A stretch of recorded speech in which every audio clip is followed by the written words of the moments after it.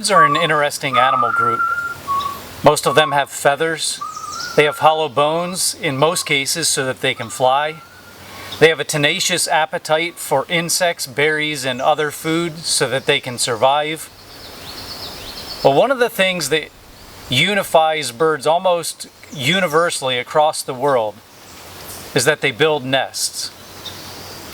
Some birds build nests way high in the trees, others quite a bit lower, and still others on the ground itself. There are weavers, stick stackers, stone movers, and gully dwellers. Some nests are occupied, and others are empty. There are city dwellers and country folk. But it's in these nests that most birds' lives begin. Birds are often a sign of hope. In early spring, their songs remind us that a long, hard winter has come to pass and spring has finally arrived. And all through summer and into early fall, the birds sing and they flit about. They add beautiful color to the scenery around us.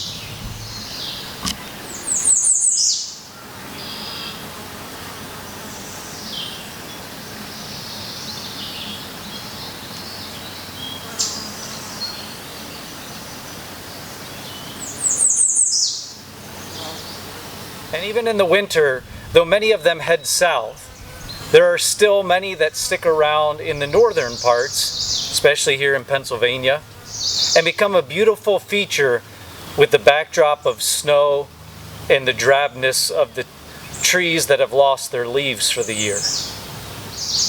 Most birds nest in the spring, and a nest is a special place. It's a place of intimacy. It's a place where the mother gives birth to her hatchlings, where she'll sit on her eggs for a period of time until, remarkably, they peck their way out through the eggshell.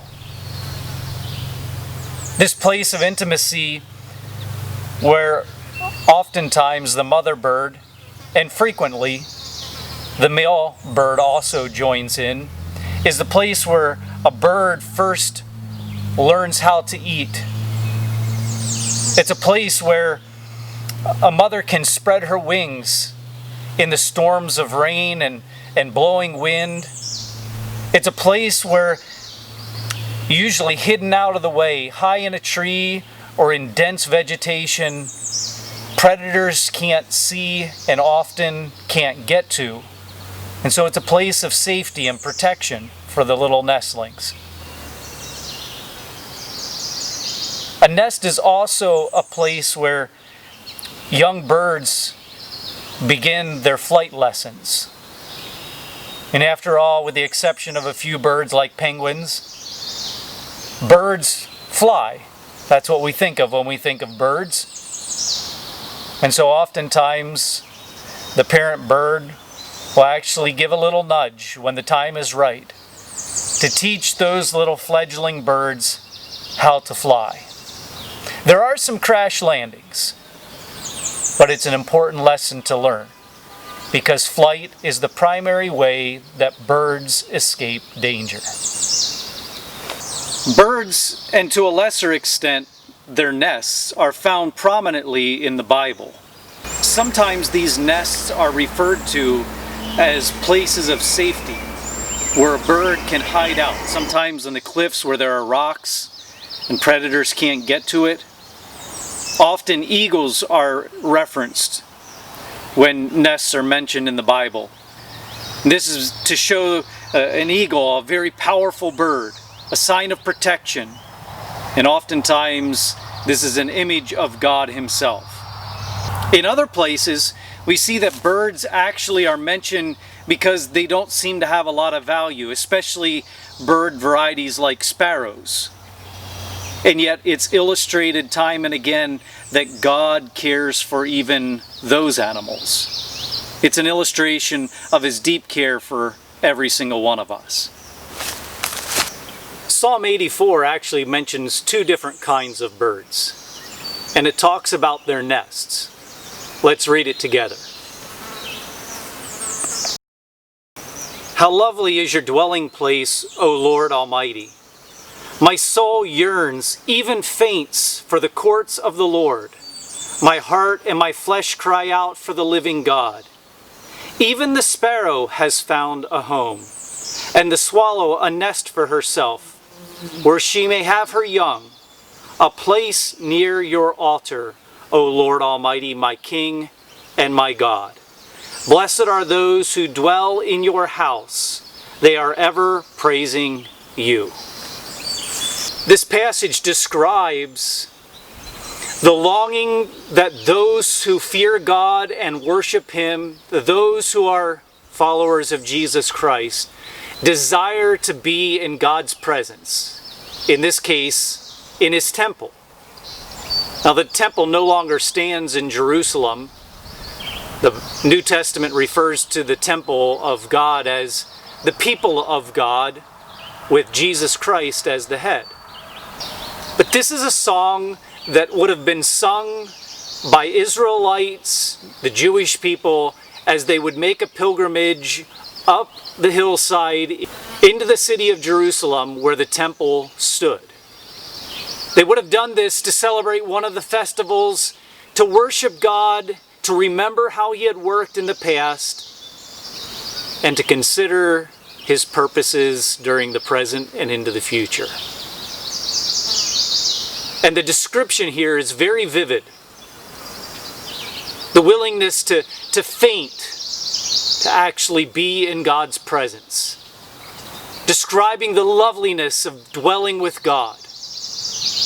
And it's interesting that two bird varieties, sparrows and swallows, common birds, are actually used figuratively here to be described as those who actually can dwell in God's presence. It's where they can raise their young. It's where they can build their nest. It's where the place of intimacy takes place. Now, we are not birds, but we can learn a valuable lesson here from them. That God desires for us to dwell with him, to set up our home with him. And beyond that, to then take that connection that we have with God and to translate it in real practical ways into our living conditions, in our houses, in our homes. As parents, as children, as grandparents, as extended family, where we get to work out every day the notion of what it means to love God with all of our being and to love our neighbor as we love ourselves. Most of us spend a lot of time in our homes. And yet, have you ever noticed that the people that we treat the worst in life are actually the people that are part of our own families? Why is that? Why is it that the people that often sacrifice the most for us, that know us the best, that are usually the first to show up when we're in need, are the people that we trounce with our words and ignore with our apathy,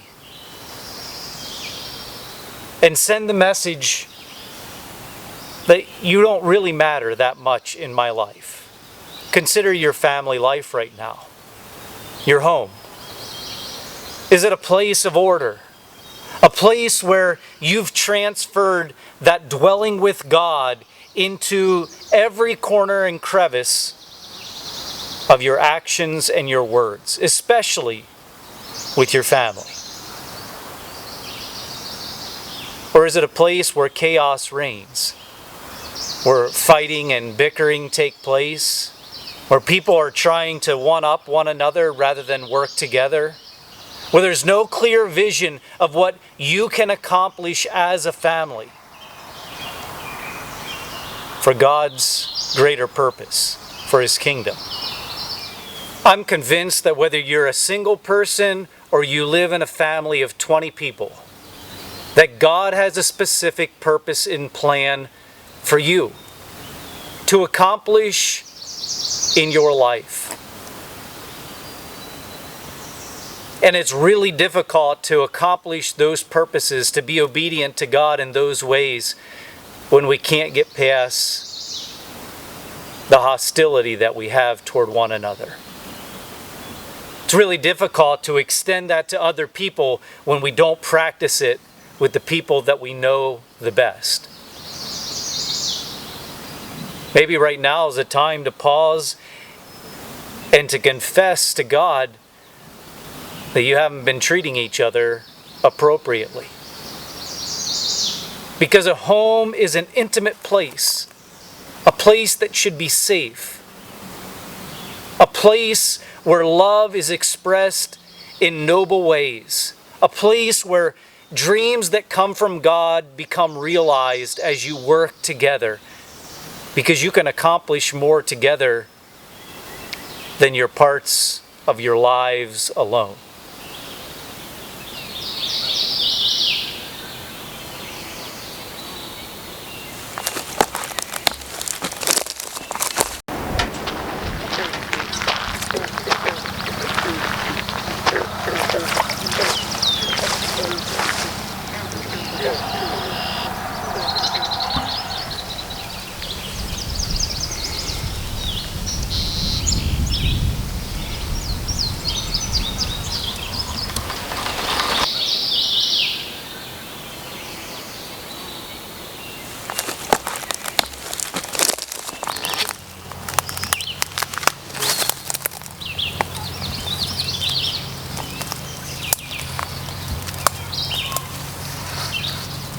If you want to succeed as a family and you're struggling right now, it's important to recognize first that there's a problem. For parents that might be in the home, is your marriage illustrating God's love that your children will want to mimic? Siblings, do you treat each other with respect? Do you allow for each other's differences? Do you extend God's grace even when you would like to push your siblings' buttons? Are you seeking out God with all of your heart, studying His Word, praying together, thinking creatively about how you can be part of the solution to the problems that you see in the world around you? For many of you, this concept of living out God's ways in the home is enough for you to ponder.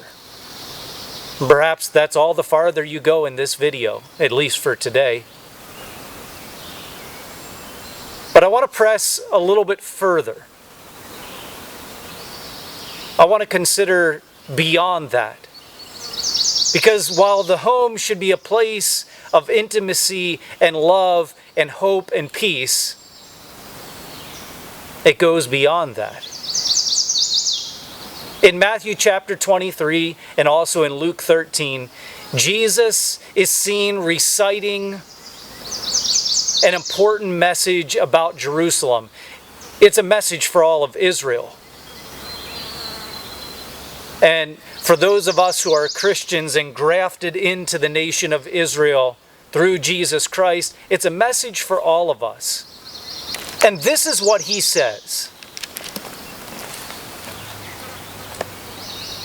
O Jerusalem, Jerusalem, you who kill the prophets and stone those sent to you, how often I have longed to gather your children together as a hen gathers her chicks under her wings. But you were not willing. Look, your house is left to you desolate. For I tell you, you will not see me again until you say, Blessed is he who comes in the name of the Lord. Jesus is brokenhearted because of what he sees, that people won't accept him. And he mourns. And what is the fallout for that, does he say? He says that your house will be desolate. This can have two meanings. It can be referring to the temple itself, which in 70 AD would be laid to waste by the Romans. But it also has the dual meaning of every single family's individual homes. When we invite Jesus into our lives personally, and when we live out the ways of Jesus in our families, in our homes, there is no better way to live life. It doesn't mean that if you do that for the first time today, that all of a sudden everything goes perfectly and you have no problems any longer. But it's a place to start. And why not start today? And that's not all. In John chapter 14, it's recorded for us that Jesus says that he is actually going to leave the disciples. And that he's going to go to a place where there's a house. And he's going to prepare some rooms for the disciples. And the disciples have no idea what he's talking about. In fact, Thomas says, how can we know the way to where you're going? Because we don't even know where you're going. Of course, Jesus is talking about his upcoming death and resurrection and his ascension to heaven. And just like a groom would prepare a house for his future bride to live in and then show up for the wedding ceremony when it was complete, Jesus is using this same language to describe what he's going to do for his disciples. And when Thomas says, we don't know how to get to the place that you're going, Jesus says, I am the way and the truth and the life. No one comes to the Father except through me.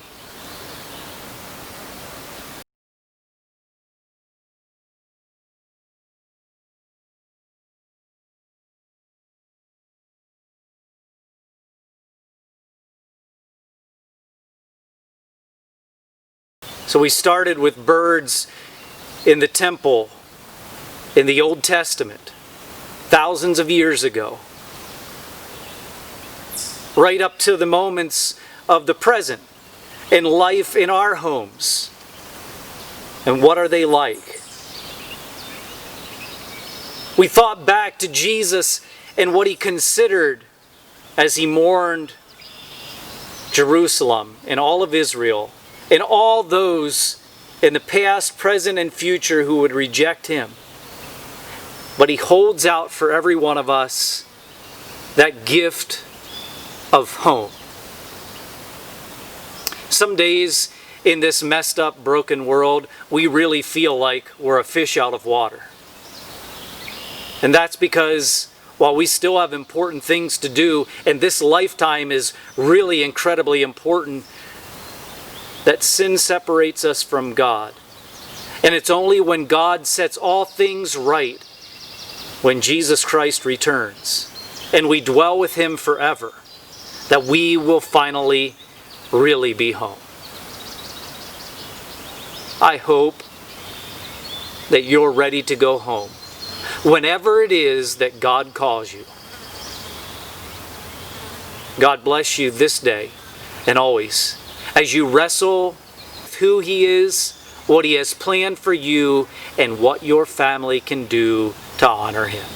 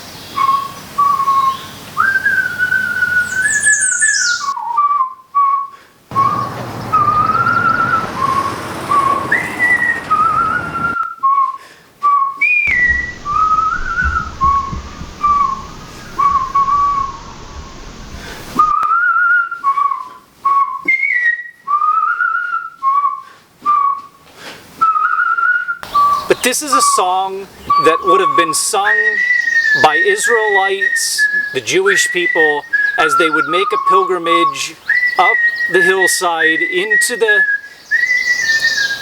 capital city of Jerusalem, where the temple stood.